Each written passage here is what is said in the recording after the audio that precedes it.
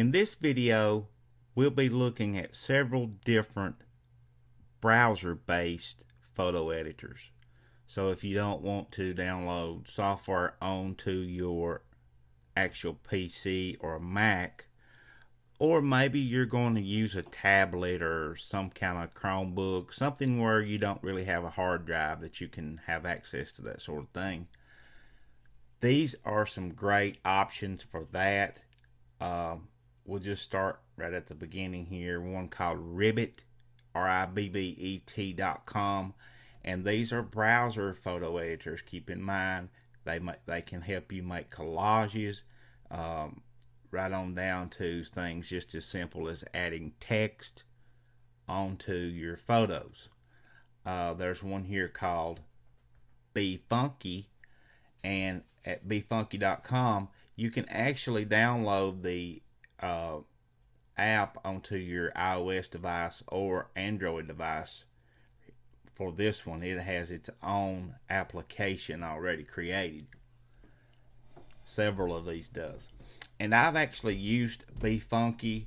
I would actually state this one more of a way to add effects.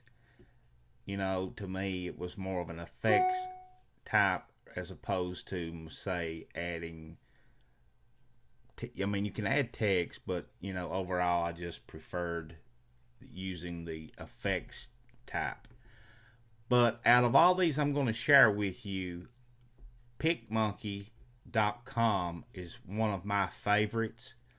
I'm going to say there's actually two on here that I really enjoy and use a whole lot, and that's PicMonkey, and here's one called Fotor.com, FOTOR.com. It has its own application too, so you might want to check into downloading its app. And Pixlr is another one of my favorites. It's another awesome one. And iPicky is one I use a lot also.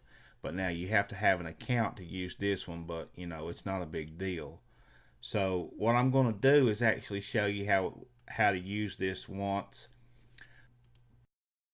And what we're going to do here is, rather than me sign in, we're going to just edit for free. So what you'll do is you can, if you want to create an account later, you can. So you're going to have to open an actual, we'll use this one here. All we're going to do really is add some text and that sort of thing. So we'll click on the little T here for text, and it'll pull up all different kinds of fonts. I usually use the Chunk 5 or the Ultra, and we're going to hit add text, and you see we get our text box right here. And all I'm going to do with this is just type in the word iPhone Captain, and all you have to do to increase and decrease is just move this up right here,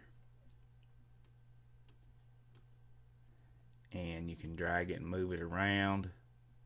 You can drag the corners of it here to add size to it.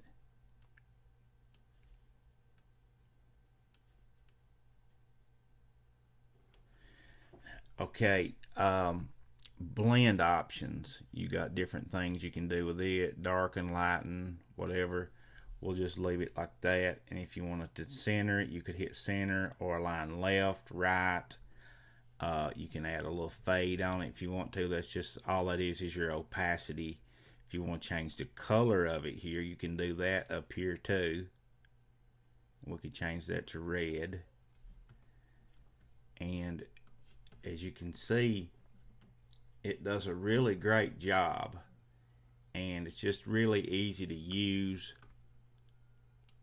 You can simply drag it around, right click for more options,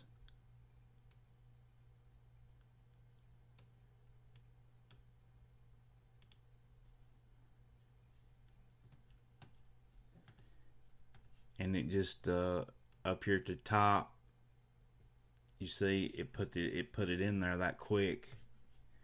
And if you want to add some different types of backgrounds or little arrows, I should say. You can add those like right there. And we're not trying to make anything. I'm just showing you how you can use these. And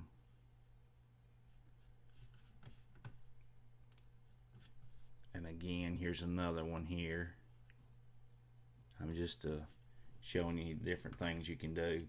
And here's some different textures. If you wanted to add to it, to your photo, you could. And all you would have to do is just fill in wherever you wanted it. Maybe in the middle of that O or something.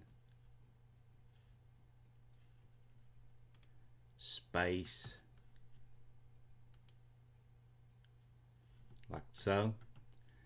And if you wanted to fade, you could make it lighter or darker. Again, that's just your opacity. And you see you got a long list of different fonts. I didn't mean to do that.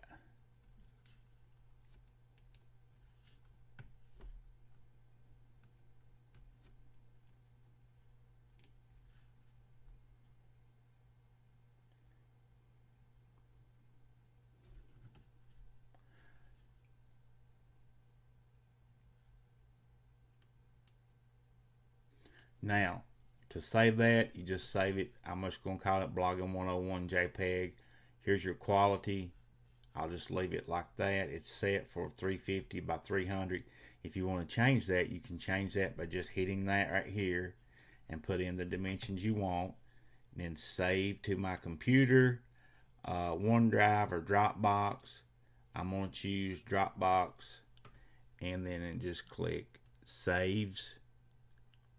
And you see the little wheel turning, and that's how fast it saved it. So guys, that's how you can use a browser-based editor, and there's so much more you can do with it than I showed you. However, we don't want this video to get too long, so hope you picked up some techniques in this video.